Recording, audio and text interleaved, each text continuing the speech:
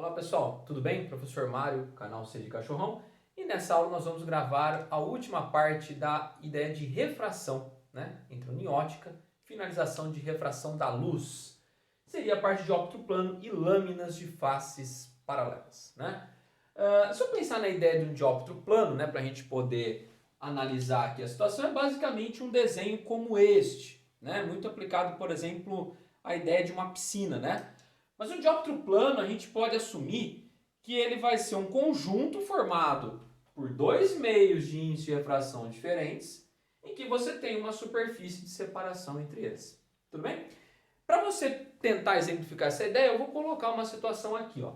Eu tenho um observador aqui, então aqui é o ar, aqui embaixo é a água. Tenho um observador, ele quer visualizar um objeto que está lá no fundo, por exemplo, de um reservatório, de uma piscina, alguma coisa do tipo. Para o observador, o raio de luz está saindo do objeto e chegando nele. Então cuidado, o Enem, por exemplo, gosta muito disso daqui. Tem questões do Enem que falam que o raio de luz sai daqui do observador e chega no objeto. Não, o raio de luz sai do objeto e chega no observador. Lembra que o Sol está aqui em cima, iluminando tudo, beleza? Bom, só que o nosso observador, ele não enxerga o objeto aqui no fundo. O nosso olho acaba fazendo uma projeção de uma imagem aqui mais para cima. Isso quer dizer o quê? Que na realidade nós estamos vendo o objeto, né, mais para cima, estamos vendo uma imagem dele, enquanto na realidade ele está mais para baixo. Exemplo clássico disso é o índio. Tem várias questões do Enem, inclusive FUVEST, sobre isso. O índio vai usar seu arco e flecha para pegar um peixe, ele sabe que ele tem que jogar um pouco mais para baixo do que aquilo que ele está vendo. Então, ele vai acertar isso por prática do dia a dia. Nomenclatura das coisas aqui para a gente poder fazer os cálculos. Essa distância entre o objeto até a linha, né, da reta normal é D.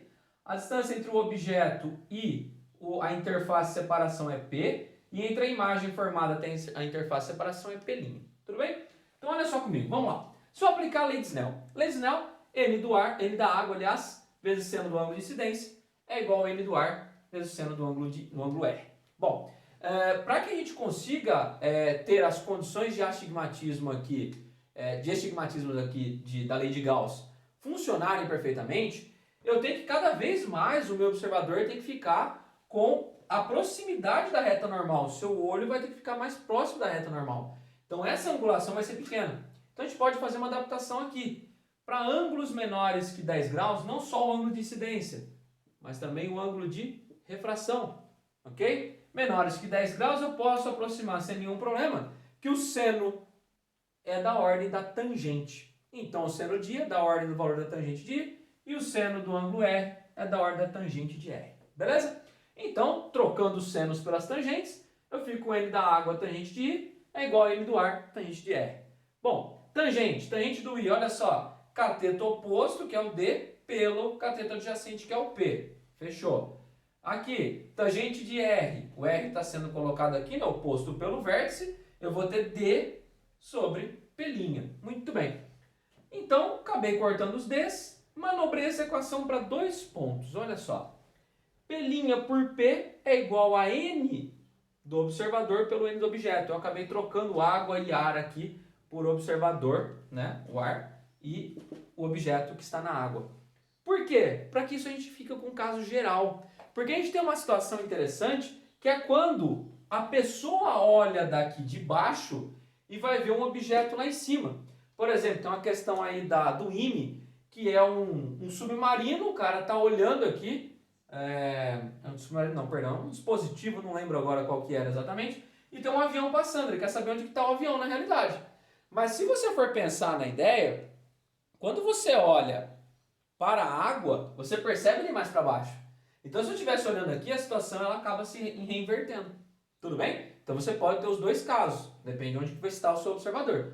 Então você pode colocar aqui o P', que é a distância da imagem que você visualiza, dividido pela distância real, onde está o objeto, é igual ao N do observador dividido pelo N de onde está o objeto. Ou ainda, depende do material que você está estudando, DI, que o pessoal chama que é a distância da imagem, dividido por DO, que é a distância do objeto, é igual o índice de refração do raio de luz que passa, dividido pelo índice de refração do raio de luz que provém, de onde vem o raio e para onde vai o raio de luz. Tudo bem? Então é essa situação aí. Então a gente pode ter o caso aí do índio como um exemplo clássico e do avião querendo que pode ser atingido por uma bomba ou alguma coisa do tipo. E eu já vou aproveitar aqui para fazer 2 exemplos com você aí para a gente poder já ver como é que isso aqui fica, tanto matematicamente como teoricamente, tá certo? Então vamos lá. Exercício número 1. O vidro de um aquário grande e transparente apresenta uma espessura de 12 milímetros. Um observador verifica, perpendicularmente à superfície desse vidro, que ele aparenta ter espessura diferente da real. Se o meio que envolve o vidro é o ar, cujo índice de refração absoluto, o índice de refração do ar, vale 1, e o índice de refração do vidro vale raiz de 2, ele quer saber a espessura do vidro percebida pelo observador. Então vamos pensar o seguinte, ele está procurando o pelinho, o que o cara percebe. Na realidade, o P, que é o tamanho real da espessura ali, é P, que vale 12 milímetros. Bom, e aí, o que a gente sabe então? Ó? Vamos colocar nossa equaçãozinha agora há pouco, né? P' sobre P vai ser igual a N. E aí, N de quem que a gente coloca ali? Ó? N do ar dividido pelo N do vidro. Né? Se você pensar na equaçãozinha que a gente montou agora há pouco, exatamente a mesma ideia. Lembra, né? Que o cidadão ele está fora do aquário, ok? Então é essa a ideia aí, o raio de luz tem que sair lá para o nosso aquário.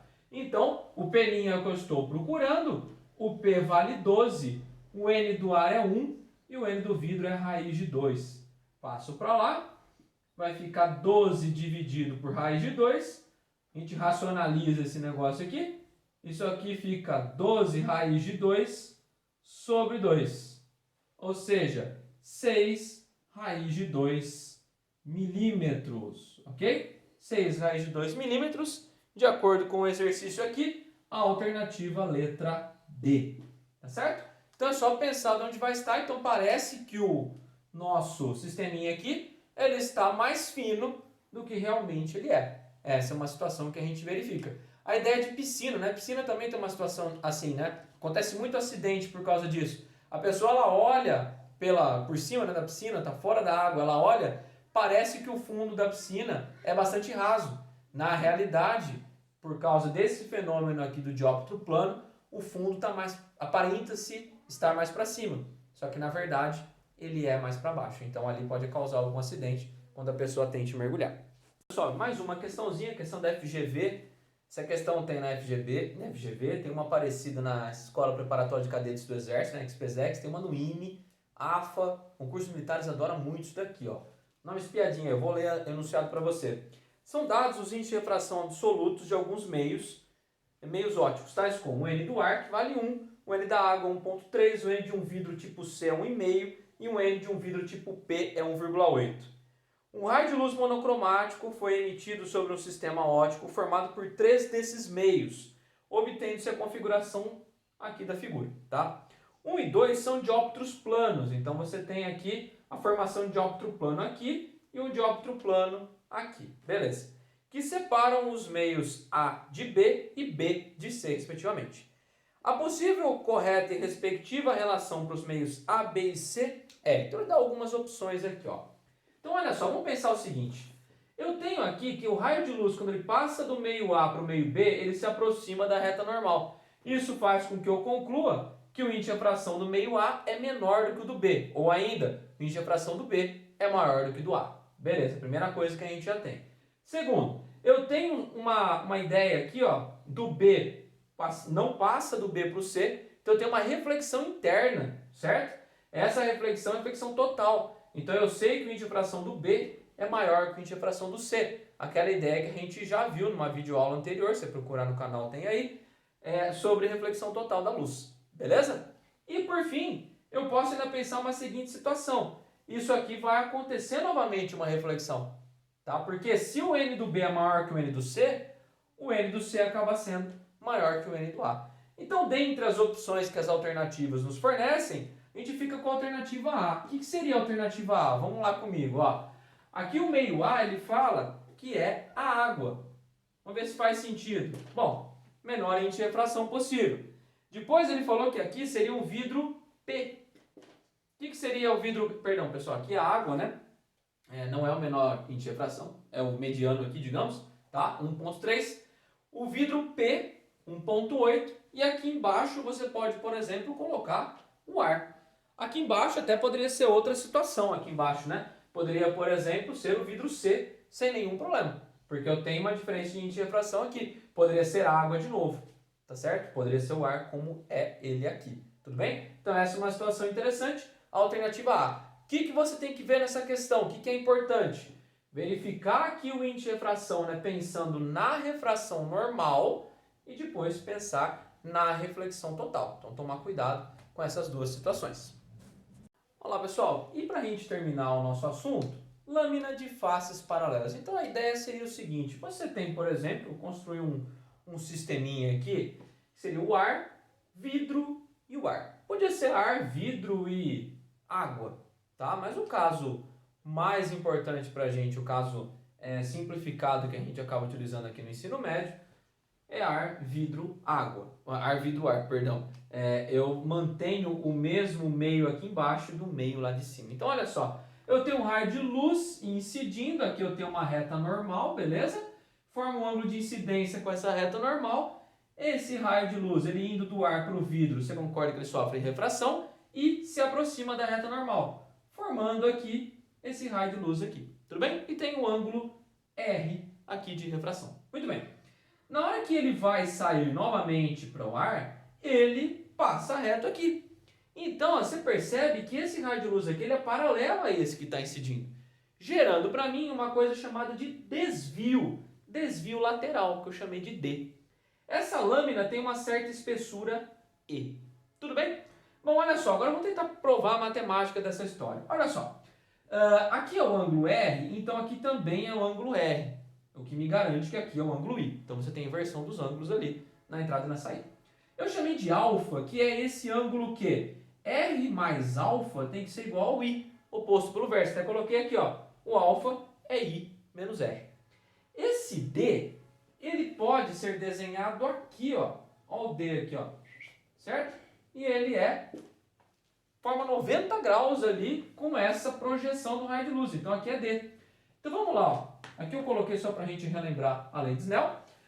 Seno de alfa. Quem que é o seno de alfa? Seno de alfa cateto oposto pela hipotenusa. A hipotenusa é esse Y aqui, esse raio de luz que eu chamei de Y. Que a gente não tem essa informação. Então é D por Y. Beleza. Agora, se eu abaixar essa reta normal até aqui, ó, ela forma 90 graus. Eu posso pensar no cosseno do R. Por que cosseno? Cateto adjacente, que é o meu E, dividido pela hipotenusa, que é o Y. Vou isolar o Y, fica E sobre cosseno de R. Vamos juntar essa equação com essa, ou seja, eu vou substituir o Y aqui dentro. O que resulta para a gente? Seno de alfa, o alfa é I menos R, então fica seno de I menos R igual a D, dividido pelo Y, que é E, sobre cosseno de R. Mando esse cara para lá multiplicando e melhorando aqui a história, que ficou D igual a E, seno de I menos R dividido por cosseno de R. Vamos explicar?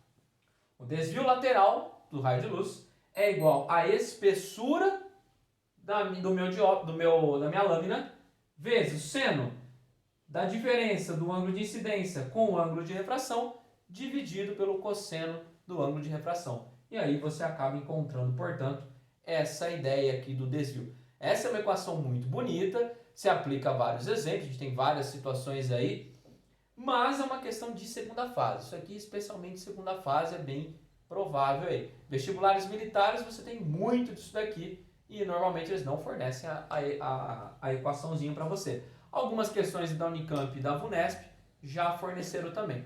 Mas é uma equação que dá para se provar, né? Até que não é tão complexo para se provar quanto a equação de óptimo plano.